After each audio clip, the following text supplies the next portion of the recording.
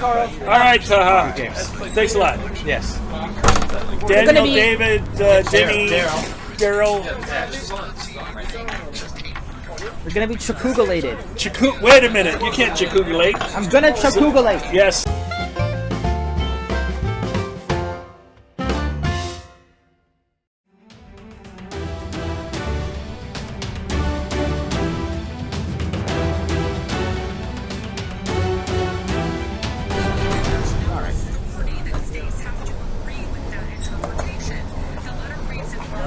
You dare? Against me? Of course. How dare you? It happens. The great card error. Yep. Hey, Kate.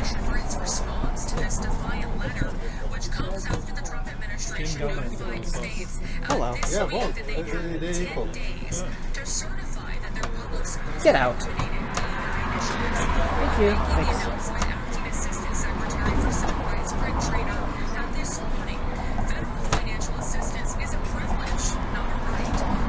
Adjust. Give me your bishop.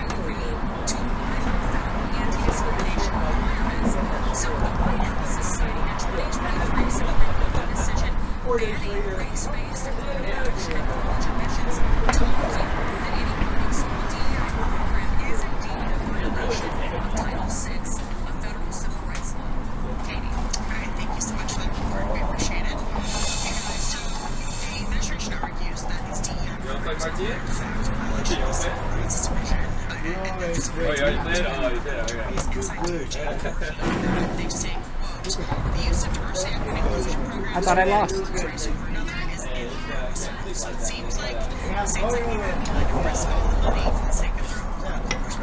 especially the EFDE equity in systemic quality, which I think is so offensive to a lot of people, frankly.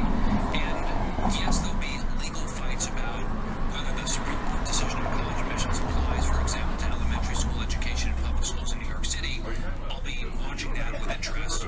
But just broadly speaking to the American people, I think the case is pretty straightforward. Our test scores, our results in our nation's public schools are down. They are pitiful. They should be a lot better than they are. And focusing on getting those scores in reading and math and writing and that sort of thing up at the expense of any activity and that sort of thing, whether it's sexual or gender, equity or what have you, that should be the overwhelming priority. And I guarantee you that is an overwhelming viewpoint among the American people. So, Molly, there's been some credibility here that the administration has built up. They have warned college campuses, universities like Columbia, for example, that if you don't stop violating the Civil Rights Act, we're going to pull millions of dollars in federal funding. So now they're taking this to the New York state government. Absolutely, and there's a contingent, particularly the Democratic Senate, that argues that this is an pivot. We're doing like colleges have talked about all the efforts that they are putting in, acknowledging the anti-Semitism on their campus. They're saying, we agree that this is a problem, and we are doing this, that, and the other thing to try and rein this out, try and stop this. So I think there is some acknowledgement of just how horrific things were during the last year on college campuses, and that they recognize that this happened, and that they are to do something to get some acknowledged in some cases that they're not to protect Jewish students. And it's discriminatory. That's exactly what they're doing. But speaking of discrimination, Trump is trying to stay silent as a new military intentional reparations commission sits on his desk. First of all, America, so interesting to see what stance he takes. Maryland is a fully state with this type of potential legislation. Liberal havens like Illinois and New York also putting together reparation commissions or task forces, but nowhere is pushing reparations harder than in California. If you are running for office, do not think you're going to win your election if you don't have a concrete plan for reparations. Reparations is now. Pay the debt. Cut the check. Reparations for what? Quiet. Reparations are not a luxury for our people, but a human right long overdue for millions of Americans. Millions of years. There was nobody there, I don't think. Did you go? I don't think anybody went anymore. We went,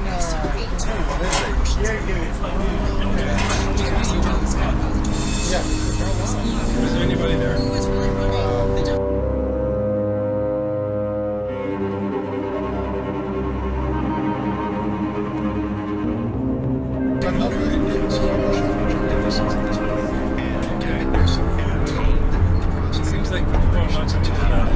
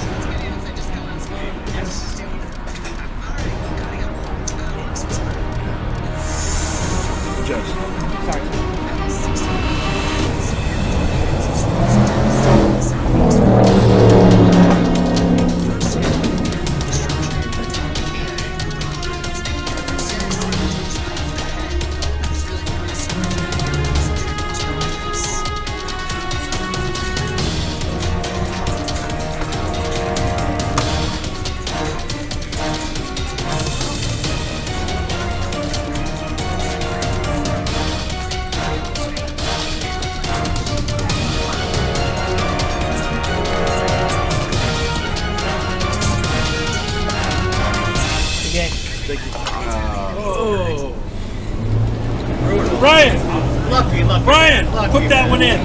This guy. That's off the camera. What? Tiebreaker. Just put it in. Put it in. Let's do tiebreaker now. This should be the one he puts in. No, I don't think so. I think so. This isn't the one. What about last one? The last one was beautiful. What about the one before that?